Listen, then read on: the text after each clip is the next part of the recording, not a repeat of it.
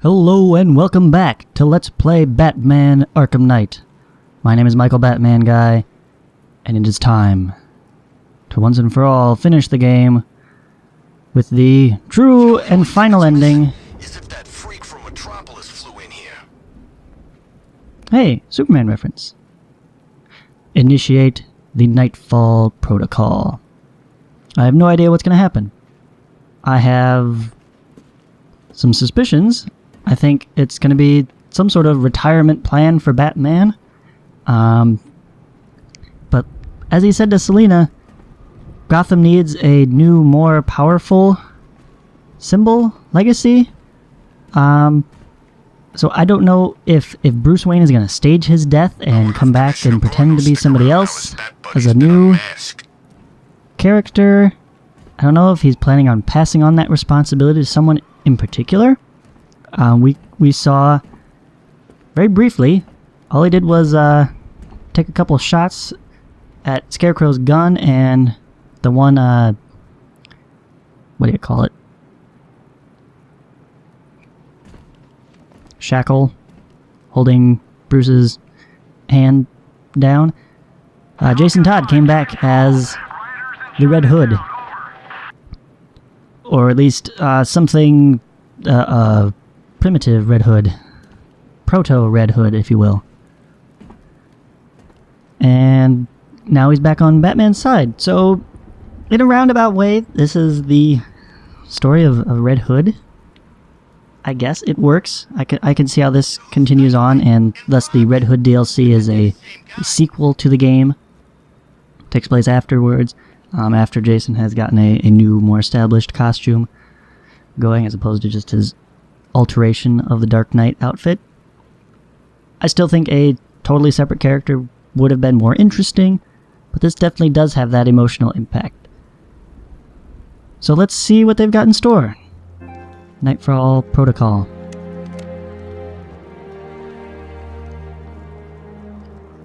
This is it. This is how the Batman dies, right? There's a picture for you.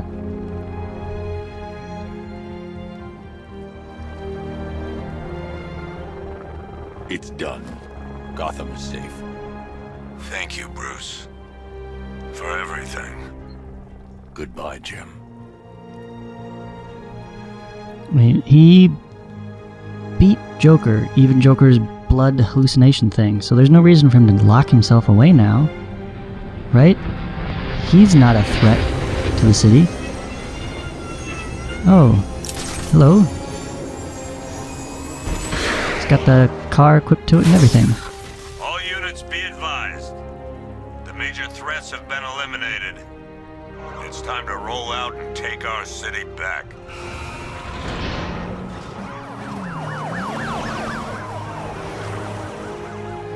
You go, GCPD. Oh, music, yes. Beautiful. Big sweet Nightfall. Hey, I got a trophy. Alright. Here's the crowd. Is Batman going to address the crowd? I don't really see that likely. This is Vicky Vale for GCN reporting live outside Wayne Manor, following the dramatic unmasking of billionaire playboy Bruce Wayne. Hi, it's me. Yes, I'm Batman. Now get off my lawn. That's him! Are you still rolling?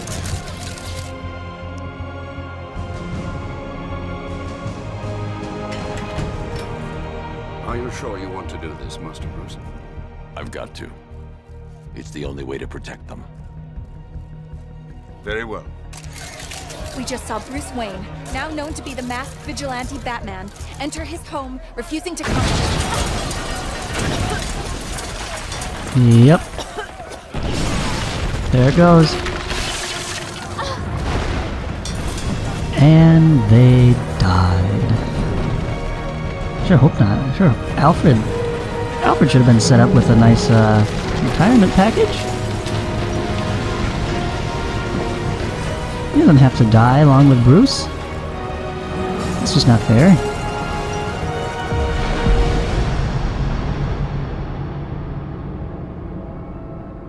This is how it happened. This is how the Batman died.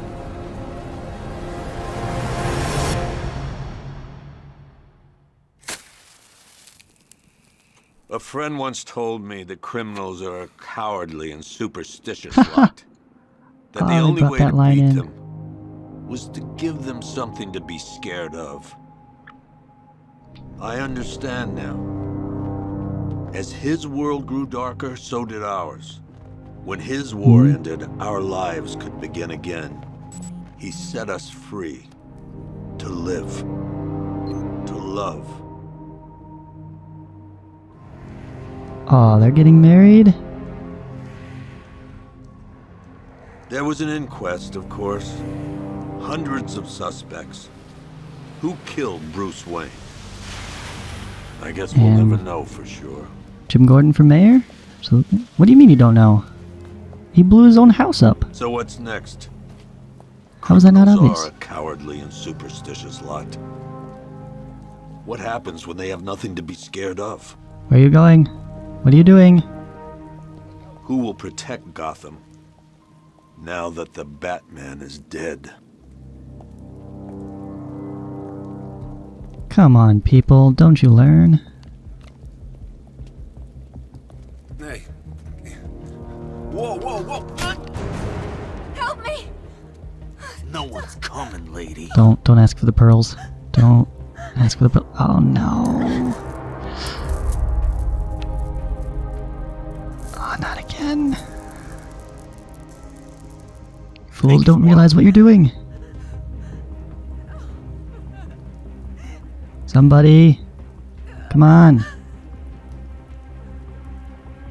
Who is it?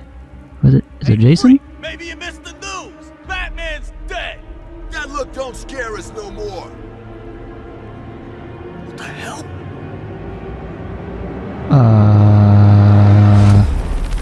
Whoa!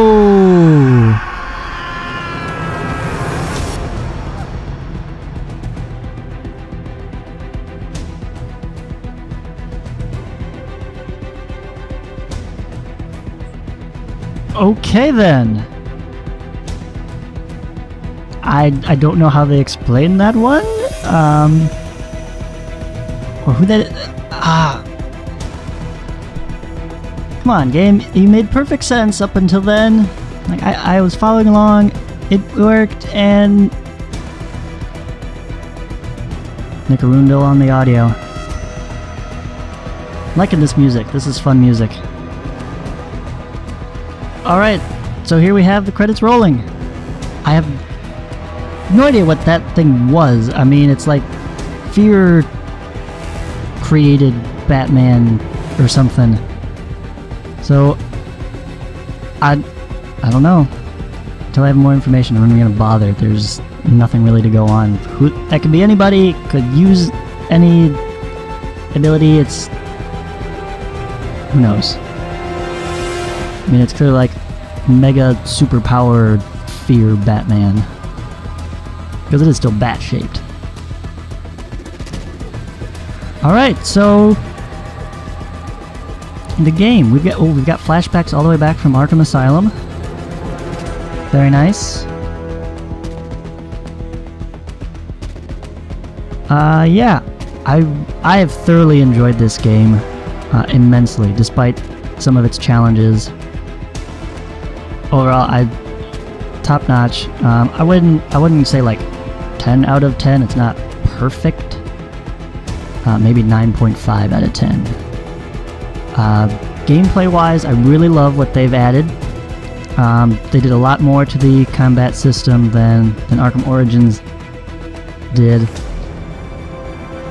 And I love the new additions. However, at some point you start to have too many options and it just gets confusing.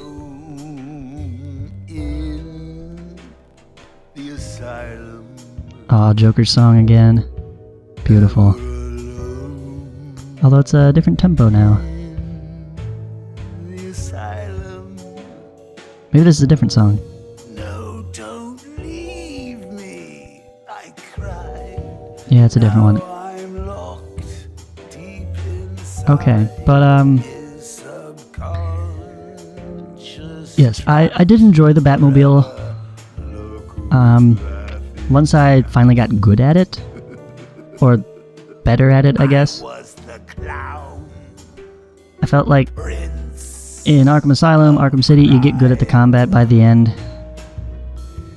Here, it was just a matter of balance and pacing, really. And that you had plenty of normal thugs all over the place to beat up on. You got fine dealing with those.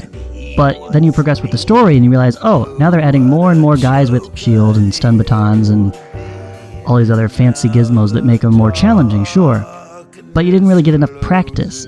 I really liked that from Arkham Origins, that you had the specific AR challenges that were like training. Like, okay, you can practice on knife thugs, and you can just practice doing your blade dodge takedown. Oh yeah, I remember that. I was borrowing somebody else's system to play the game for the first time. I thought I broke it. Oh, I felt so terrible. Like, oh no, this isn't my game. What have I done? Ah, freaked me out. Good job, Rocksteady.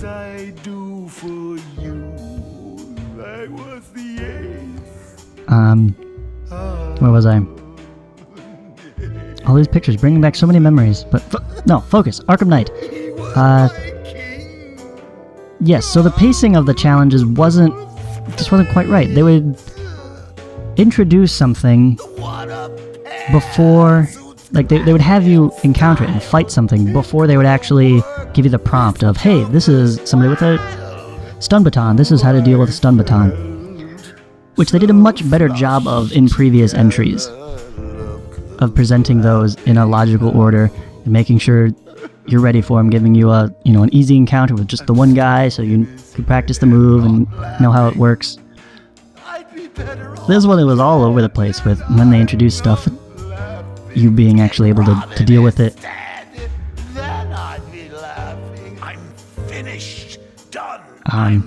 Otherwise, it was great fun.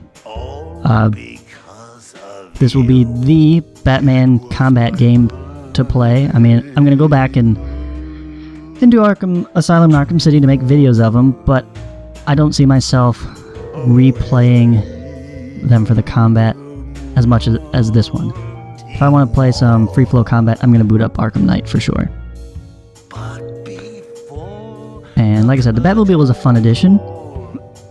Maybe, I don't know if there was too much. It just wasn't quite as fun as the free flow combat. So total amount was not too much. It was just the proportion, if there had been more of the other. And more interesting boss battles. I think there were not... There were plenty of encounters that could have been the boss battle. You know, your final showdown with Two-Face of the game or something. Could have been something more, but instead it was just a very standard encounter. You know, even Deathstroke at the end, he was in another tank, and it was just like Arkham Knight's tank. And it was another Cobra drone fight. It didn't stand out as very different. And that's what boss battles are supposed to do. Like, this is the guy that's taking the game and changing it. You know, you take on Poison Ivy's giant plant in Arkham Asylum, and it's something completely different, throwing batarangs and spraying on the gel to blow her plant up. And I get that boss battles are difficult to make fun and interesting and challenging, but not too hard and all that. Everybody says, oh, the Mr. Freeze boss battle was great, the other ones were eh. I feel like they kind of went in the wrong direction of saying, okay, we just won't have any boss battles here. Nobody can complain about them because they don't exist. Well, I think they should have tried to have something, just more key points like that. As opposed to this single button, boop, take him down, okay, he's done. Drag him back to GCPD. What else can I talk about? Visually, the game is absolutely stunning. It just blows me away every time I'm watching it. I don't remember that. Joker in the freeze suit? When did we see... Like, we weren't hallucinating seeing Joker everywhere in Arkham City? Am I not paying attention? Were they doctoring some of these other images to put Joker in places where he shouldn't have been? I don't know. But graphics, yeah, definitely 10 out of 10. Way to go. I had just about no trouble at all on the PS4. There were a couple hang-ups towards the end there. I'm not sure. Most of the time it was fine. Which you saw on camera. The game just kind of froze a bit and continued, and then I did have the one total stop. I had to restart the game. But it's hung up on the map screen, which is absolutely ridiculous. And otherwise, it was fantastic. Love all the extra particles and effects going with driving around the Batmobile and crashing into everything. All the detail on the costumes and everybody. I mean, Arkham City looked good. I will never say it was a bad looking game. You can look back and see, oh yeah, now that I've seen better, it kind of stands out more. You notice more polygon edges and such. But this game is fantastic. No points lost for visuals anywhere. And then sound-wise, the music I think was phenomenal. Phenomenal track. Fit everything very well. I really love that one. I call it all the sad music that kicks in every time something really emotional is going on. It fit. It helps set the mood. However, I will knock this point. It's not as catchy. It does not stick in my head. Now, granted, I haven't heard it as much, but it doesn't stick with me as well as the standard theme from Arkham Asylum. Dun dun dun dun dun. That thing. I've always got that playing in the back of my mind. Or the opening theme from Arkham City just during the main menu.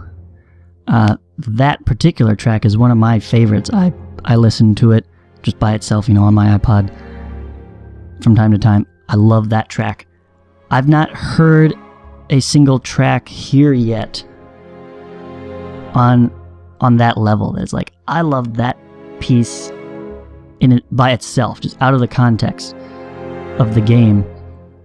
Even whereas previous ones, I've enjoyed that music. Yes, part of that is it brings back, thoughts of the game and everything, but here the music blended in a little too well. I don't think it stood out as its own piece as much.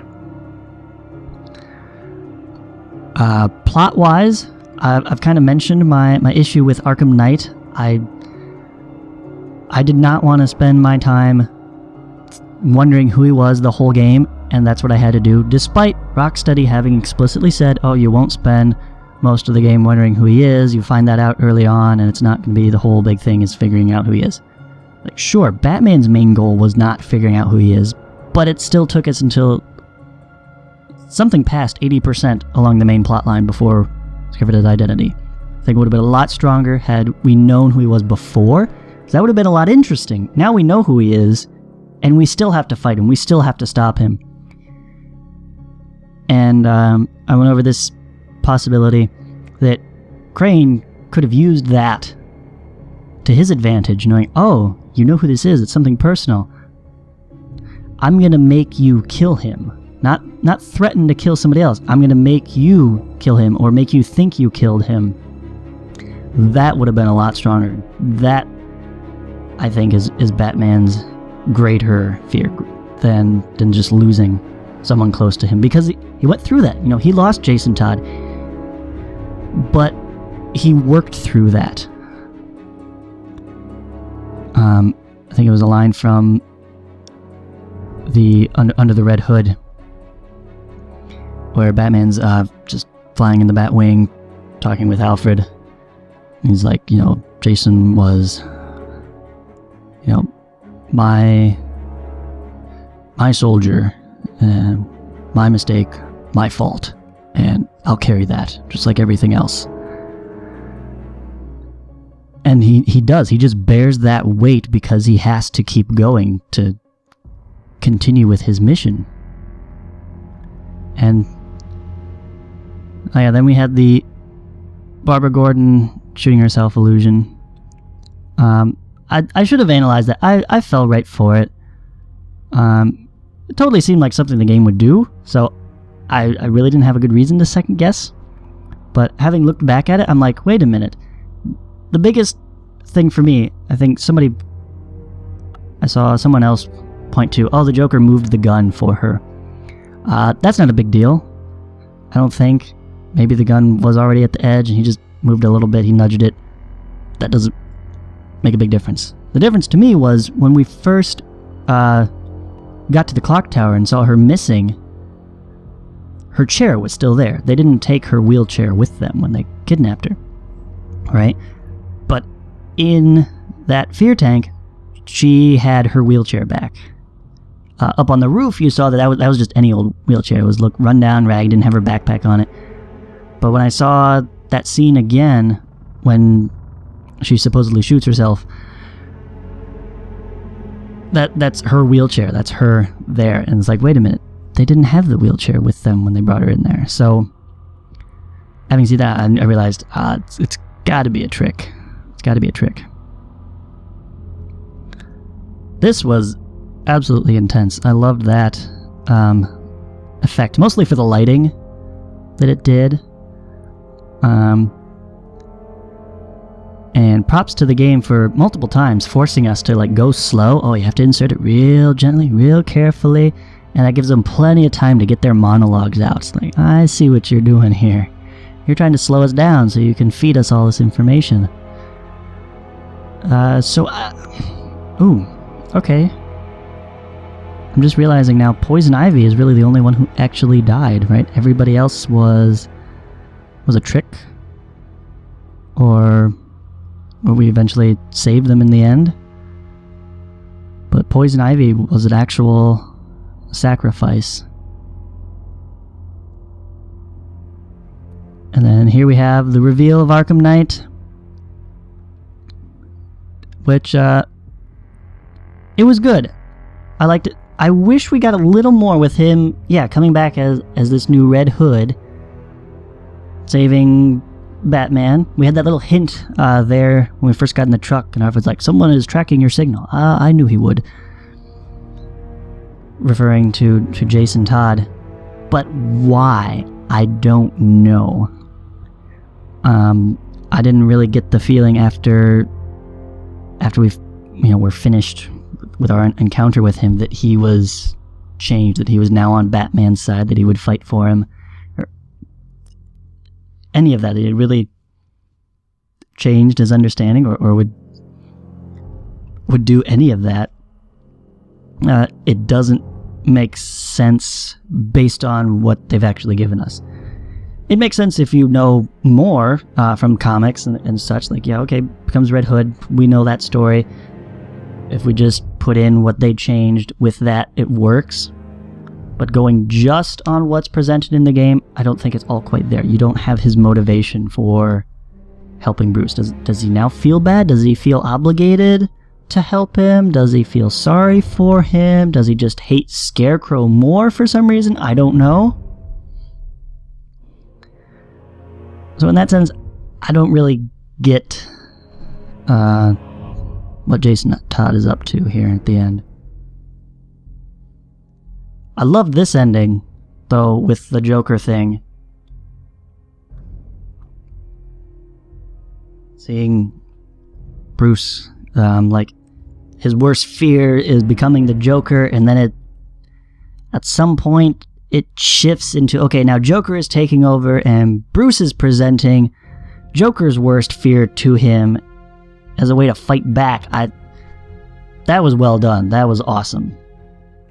Just excellently executed. Like I said, probably second place best ending in the series, because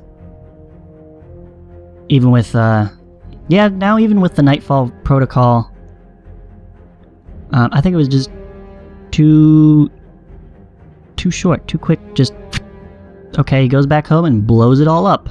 Destroyed, done. Batman is dead. It was too obvious, too much of a build-up, and then it just finished there. Whereas Joker dying at the end of Arkham City, totally unexpected, totally did not see that actually happening. Wait, oh, they're serious now. He really is going to be dead. And I think that was just a much more powerful. I never noticed that there's a little smiley face on Quincy Sharp's duct tape there.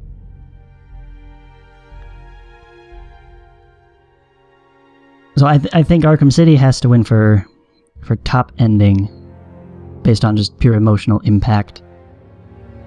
At least the first time around, and you have to judge them based on the first time around. Obviously, going back second times, like, oh well, we understand what's happening. It doesn't hit you as hard, sure, but I think that is a big part of it, is that initial shock value. Initial disbelief that this is really happening is a strong part of that. And the way that Arkham Knight ends with the Nightfall Protocol, Bruce Wayne goes back home, blows up the mansion. I can believe that he destroyed the mansion, the Batcave, everything, all his stuff. It's a little tougher to think he actually committed suicide, just because that's a tough topic to put in here, which is why they had to censor the two of them, not quite actually show it on screen, but it happened twice during the game. Barbara, that was a hallucination, and then Henry Adams, that one was real. Well, as real as in the game, you know what I mean. But for Bruce to actually kill himself, I don't see that happening. His vow to his parents to protect the city, to live on, that doesn't do them justice, him killing himself. Even if he realizes, hey, the city is actually better off without me, that somebody else can protect it, I can do more in some other way, sure. I think in that way, Dark Knight Rises would have been a better type of ending, where, okay, he retires and goes somewhere else, but he's still alive. Killing yourself, ending the Wayne line, is not the right way to go about it. And then even harder to swallow is the fact that he took Alfred with him, supposedly, right? There was hardly any time at all, unless they popped into some escape pod and disappeared. As far as anybody is concerned, Alfred died in the explosion of Wayne Manor as well. And that is not fair. That is not something that Bruce would do at all. Taking his own life, maybe I can see an argument for, but taking anyone, let alone Alfred, out with him, that does not happen. Which means that, just the sheer disbelief of that makes you question the ending. And then you have that mysterious figure that starts like Batman, but then becomes something more, almost like, Bat on Titan. Almost, if that was Joker and something more. Maybe he got some crazy drugs, or met with, who's the demon guy? And got, magic powers or something. Talked to Zatanna, who had a little shop there in the city. I think I saw like 2 different signs with Zatanna on it.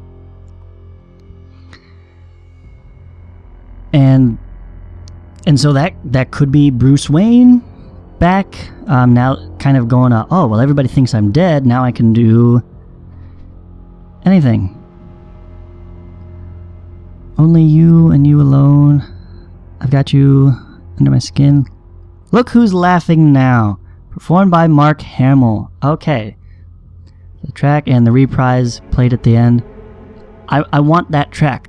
I want Look Who's Laughing Now. That song I want to listen to later. But it's not really part of the composed soundtrack musically. It's an actual song, with words and lyrics. Oh dear. And that I would listen to later, for sure. Sorry about the controller drop there. Yee. Okay. What else? Who else could that be? It could be Tim Drake. If there's no Batman, there's clearly no need for a Robin. Nobody would take him seriously by himself. He'd have to branch out, such as Dick Grayson did, and become his own hero if he wanted to continue that work. Be a little tough without Batman's resources. Although, no, Bruce, I'm sorry. Tim's parents were not poor. Remember, they're like nearby neighbors of the Waynes, the Drakes. So I don't think they're like super rich, but I believe they're fairly well off. So you could probably pull something off depending on what Bruce actually left available. You know, what was in his will, so to speak, because that certainly would have happened. Yeah, he destroys all the actual Bat stuff, but he could still leave the money and the company to somebody. So perhaps Tim Drake continues that, despite getting married to Barbara Gordon. Oh, that's another thing I could talk about. This whole love interest between Barbara Gordon and Tim Drake Robin. I'm not a fan of it. I understand why they did it. It's just purely simplification. Because you want to involve Robin, which makes sense. Robin would be there more often. Nightwing, Dick Grayson, comes in more as a guest character that fits. So he doesn't have the emotional impact. You couldn't have used him in every instance where there was Robin instead. Let's just put it that way. That wouldn't have worked. And then you also want to have Barbara Gordon, Oracle, Batgirl involved as well.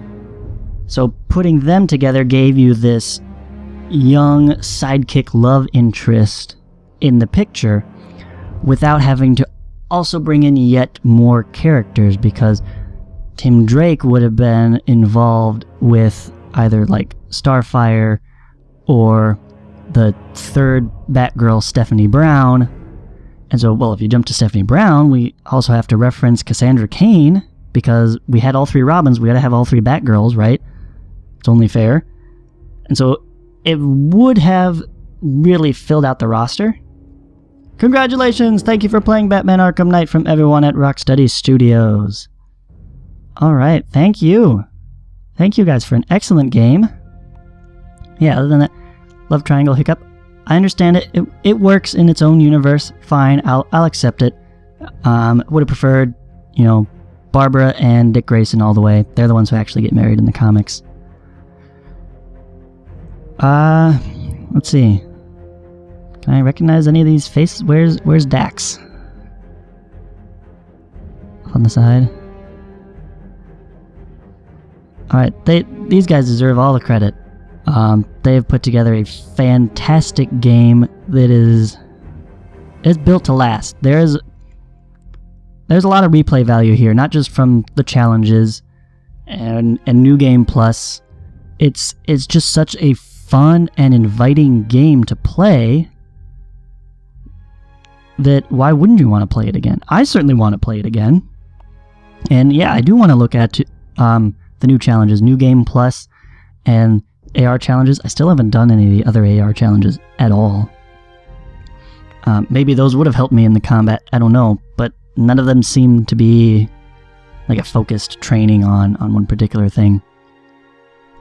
And I've already got the season pass, so I'm expecting lots of DLC to expand those options, get to play with all types of new skins and challenges and characters, and more fun stuff on the way. These guys deserve all the credit. They've done a fantastic job. It doesn't...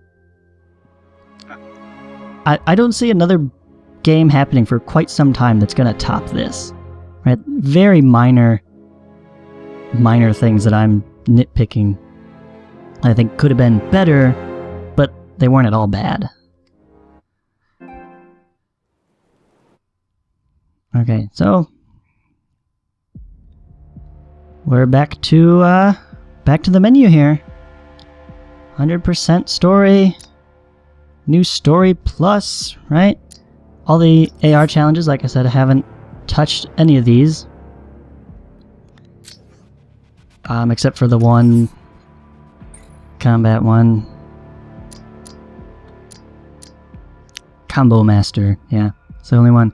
So, at some point, I got a score of 96. That was actually on a different save. I had to restart the save files at some point early on because it got a bad recording and Still haven't gotten back up to that 96 number again. Only got, what does it show me on? 82 on this file, yeah. Oh well. Oh well. Other Arkham episodes. Here I'm kind of giving away what stage I'm at. I'm recording this months ahead of time of when this video is actually going to drop. Because I gotta finish the game. I can't stand not being able to see all the content. But now I'm free. I can see all the spoilers. Nothing else is gonna spoil anything for me. I've seen it all. So I'm good.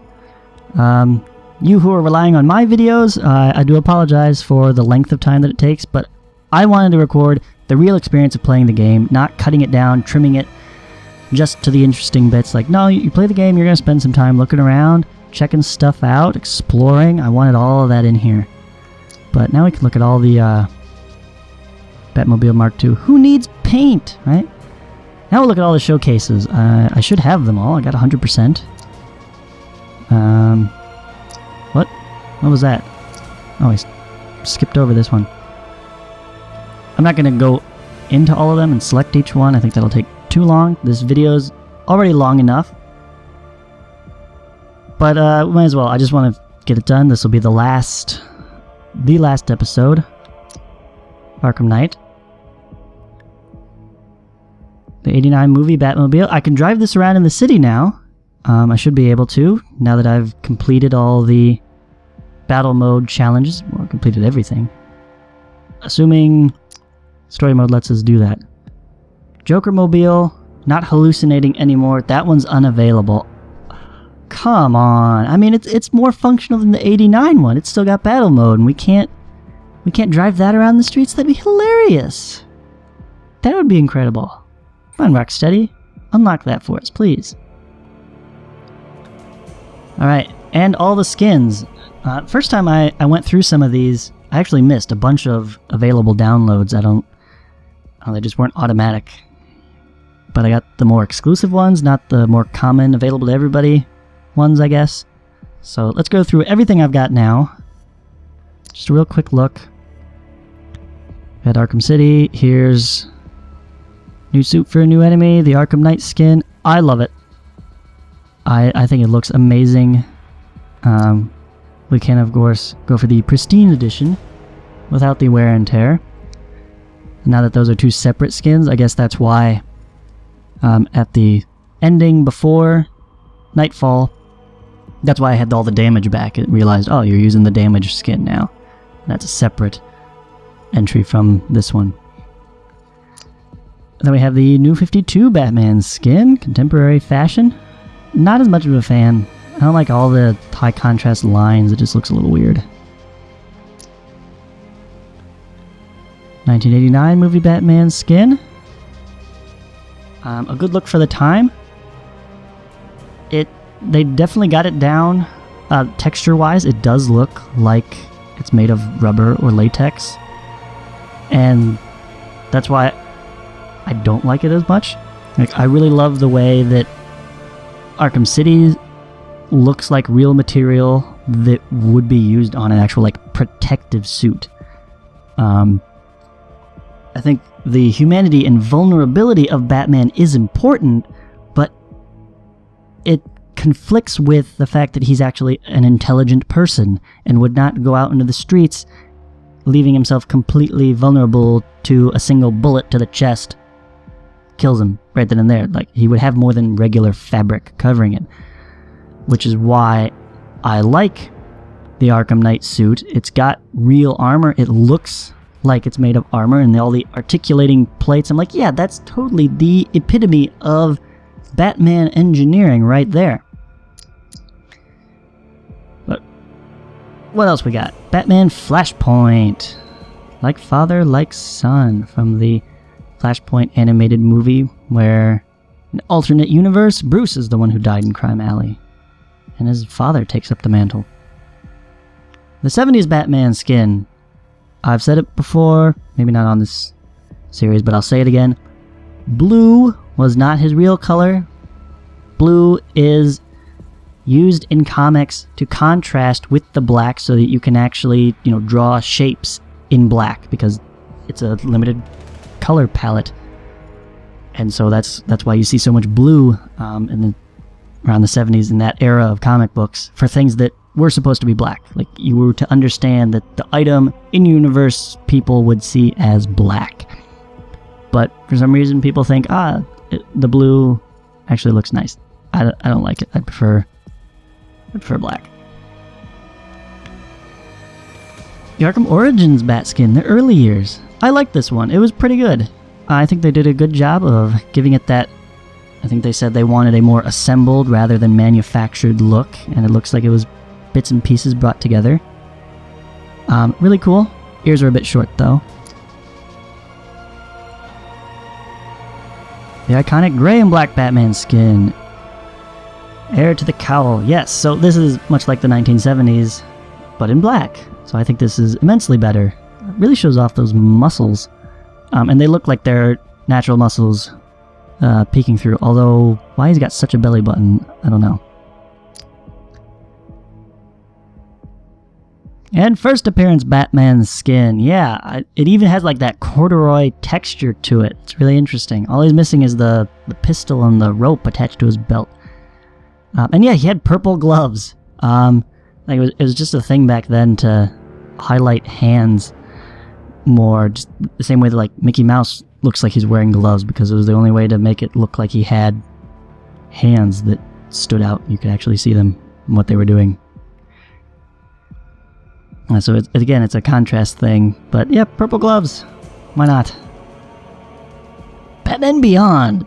This thing is a little freaky because Batman Beyond I'm used to seeing as an animated piece, and it's just all pure black. It doesn't have all this tech gizmos and pieces on it. And so I think they went too far. I think it should have looked more sleek in that Arkham Knight looked like a current technology.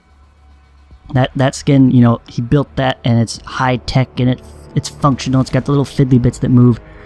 But Batman Beyond, I think the tech is so far ahead, it's all completely hidden. And you would have that more sleek design. I mean, it's got elements that are kind of, okay, maybe like stealth fighter, but I mean, Arkham Knight's arms had more F-117 components to it than this guy does, so I think there's just too much going on here.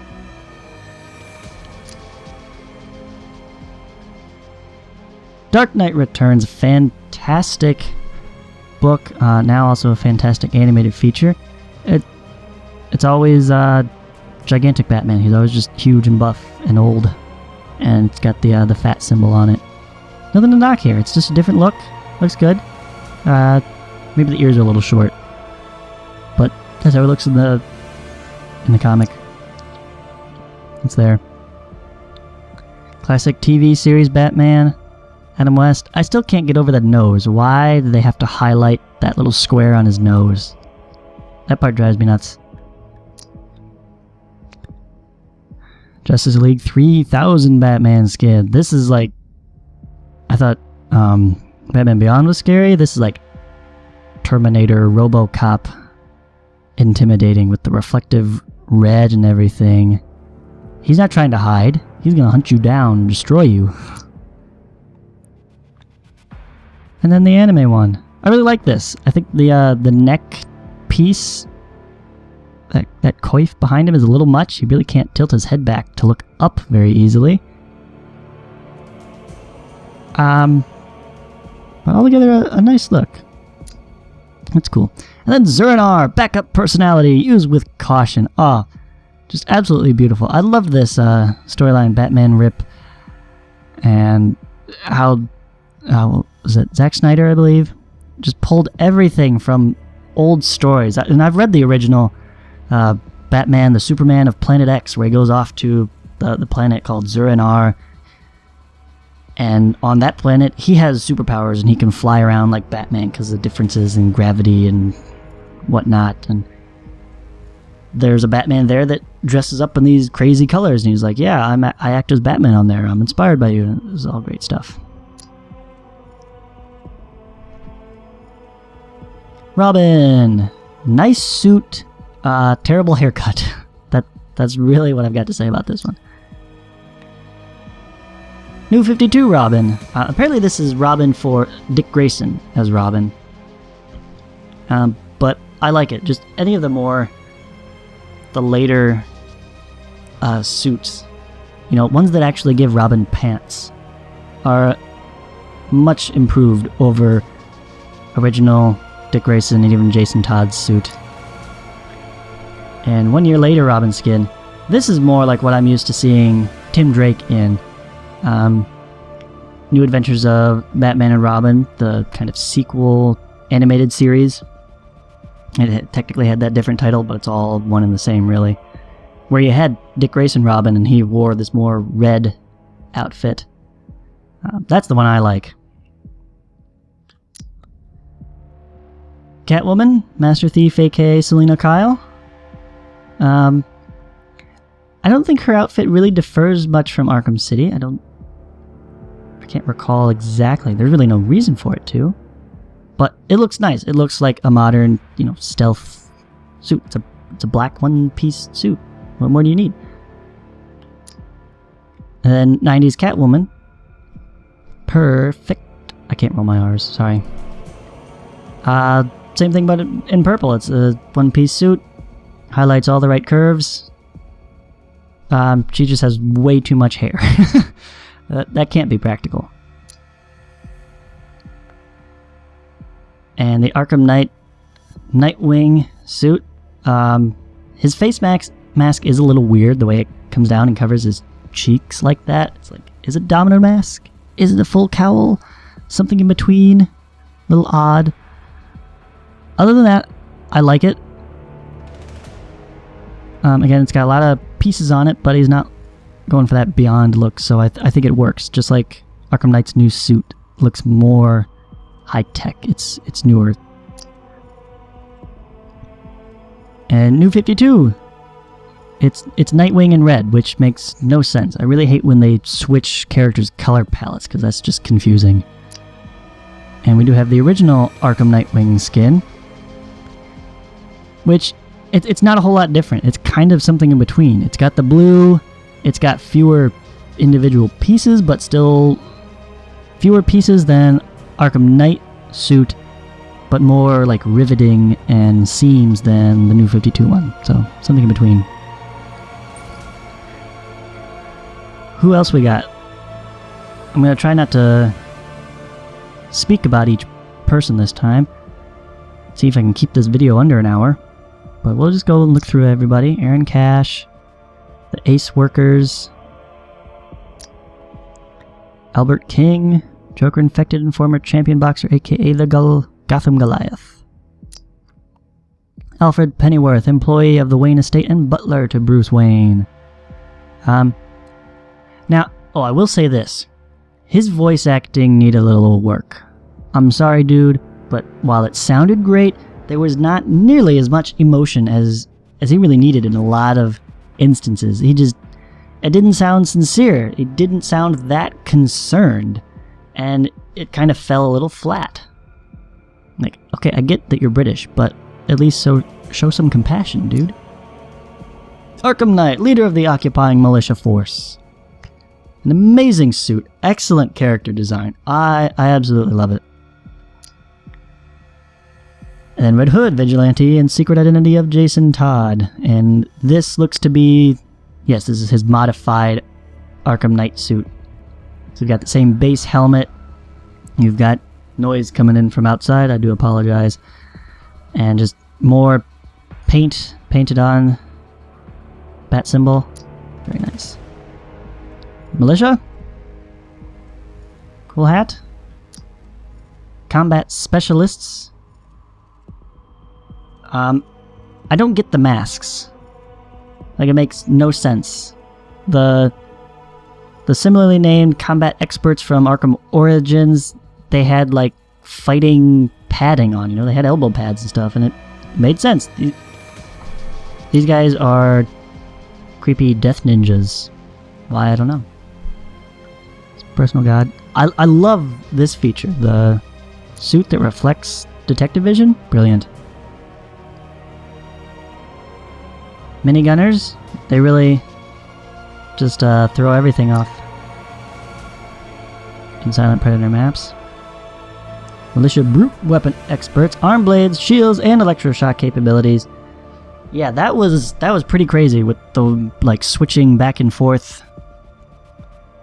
That was a real challenge, but I really think they should have introduced that a little better to really get you prepared for that. Because I never used anything, just about nothing but instant takedowns to take care of these guys.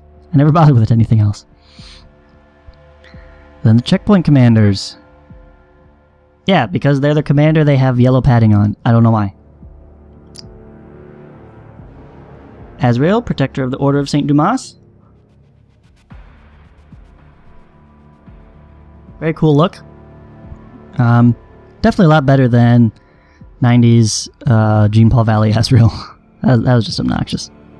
Or his version of Batman, at least. Batman Unmasked, the Dark Knight's true identity, revealed as Bruce Wayne. We knew it all along.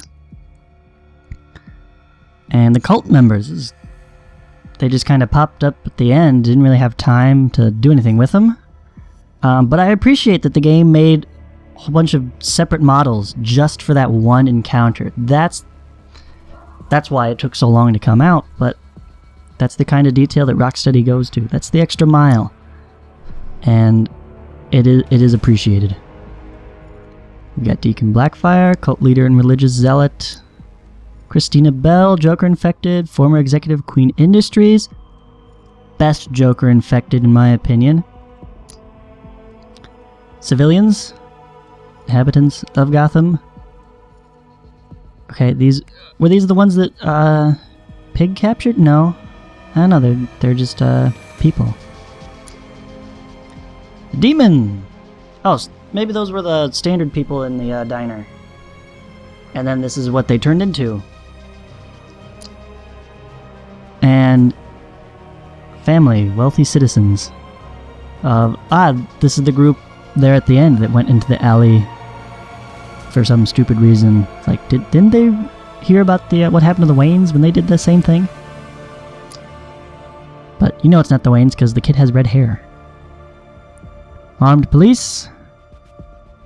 Good job, guys, protecting the city. The police officers. Members of Gotham City Police Department. Deathstroke, Premier Assassin, aka Slade Wilson. Another letdown of the game. I really think they could have done more with him. I love the twist at the end of bringing him in. Like, aha, this is our backup assassin. Go get him. That would have been great if we had an actual fisticuff fight with him. You know, and they could have redone kind of what Arkham Origins did, but better and more involved. But instead they kind of did less. The Dollatrons, not lingering because they're creepy. Firefly, the pyromaniac and arsonist, aka Garfield Linz. Yes, another call-in from Arkham Origins. And I'm really detecting a theme here. That not only are they closing their own trilogy, here's the firefighters, and here's Jim Gordon, but Arkham Knight is closing the entire Arkham series. Now, of course, there is room to do more, yes, but they've brought in a bunch of characters from Arkham Origins to finish them off as well. Harley Quinn, and I like that. I do like that they've brought them back for closing. I don't like that they've not done anything in the meantime. Like Deathstroke never came back to Gotham. Firefly never did anything. Anarchy never heard from again. Minigun brutes. How are these not the same as the minigunners? Well, I guess these are Harley's men, not Arkham Knight's guys. Henry Adams. The secret Joker infected. Hush, who looks like an angry Bruce Wayne. At least his scars have healed. Jack Ryder, that sniveling journalist and former talk show host that nobody really likes, but we gotta save him anyways. Oh, great. We have Jason Todd in a wheelchair with barbed wire. Why barbed wire? That's disturbing. Then there's Johnny Charisma. The other Joker infected, who can't really sing worth a darn. Joker, Batman's arch nemesis. With Mark Hamill's voice, he does a lot better. And what's this? This is a sick Joker, suffering the effects of Titan overdose. I'm trying to think where we saw the difference. Young Joker, Clown Prince of Crime. Oh, this is from when he burst into the Killing Joke scene in the clock tower. Lucius Fox, CEO of Wayne Enterprises. Man Bat, formerly Dr. Kirk Langstrom, with all the tubes that are way too shiny for their own good still attached. Normal Kirk Langstrom. The Primates. Oracle herself. Paramedics. The Penguin.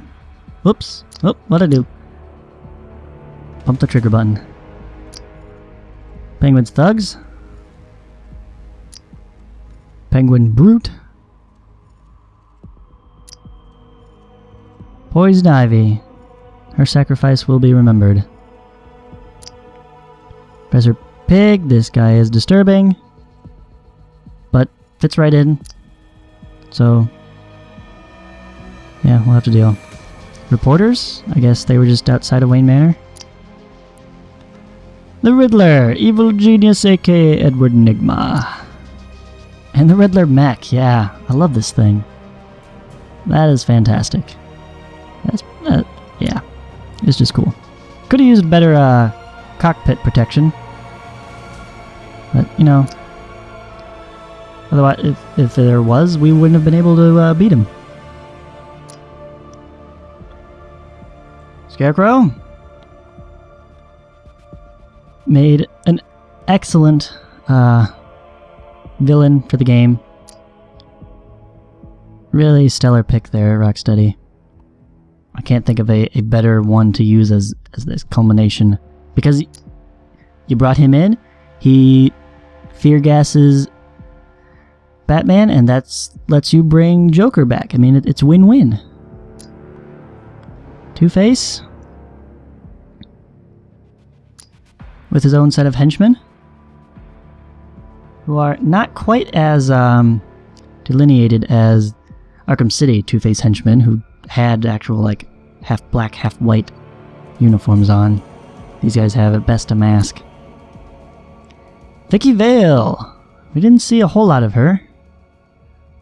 She didn't appear as a damsel in distress this time, but... And the waitress! From Polly's Diner, yeah! Would have been nice if they gave her a real name. And we have a whole bunch of vehicles to look through. The Bat Pod for delivering the suit. Bat Wing. Serpent Drone. Militia APC. Arkham Knight's gunship, which we destroyed. Cloudburst tank. That's a lot more intimidating at this camera perspective. We never got that close. That thing was scary as all get out. Oh my gosh. That thing is nuts. Cobra drones? They weren't so tough. Armored vehicle. Tougher than they should have been, I think. Maybe 2 shots to take him down instead of 3 would have been a little nicer. Rattler drone. Diamondback. Twin Rattlers. So apparently these are all named after snakes of some kind. Serpents, reptiles without legs.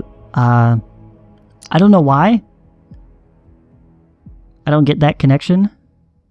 Like, if this was actually, you know, the Cobra Commander or Copperhead or something, you know, one of the snake villains, sure. I mean, you gotta name him after a scythe. Something, Python. I hated these things. They were way too tough to take out. They like required 4 missiles all by themselves.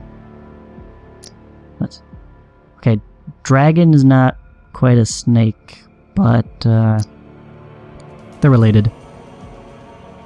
Relay drone. Garbage truck. Sure, and the Norse refrigeration truck. A lot of trucks.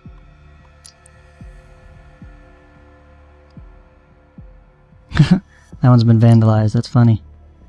And the helicopters. School bus. Didn't really see it during gameplay. It was more part of the cinematic thing. And the taxi. Driving around all over the place. There we go. That's all the showcases. And that's the entirety of Batman Arkham Knight. I will return as DLC presents itself. Any story-based DLC. AR missions, I don't think I'm gonna go do on camera. They're just not as interesting. So anything with actual like plot content, I will make a video of. Otherwise, this is it. My name is Michael Batman Guy, and I will see you sometime later with more videos from the Batman franchise, starting with Arkham Asylum. Sometime later, probably gonna take a break from the series, work on some other things in the middle before I get that started. So until then, I don't know, take it easy, enjoy yourself, find something else to watch on YouTube, and if you enjoyed this series, if you like my style of gameplay, it's not anywhere near, I'm not an expert, but I do like to show everything off that I can and really dive deep into the game. That's what I like to do. If you enjoy that, go ahead and like the video, subscribe to my channel, all the usual YouTube stuff. Don't like mentioning on everything, but I will say it here because we're at the end. So thank you for sticking with me. I look forward to making many more. See you next time.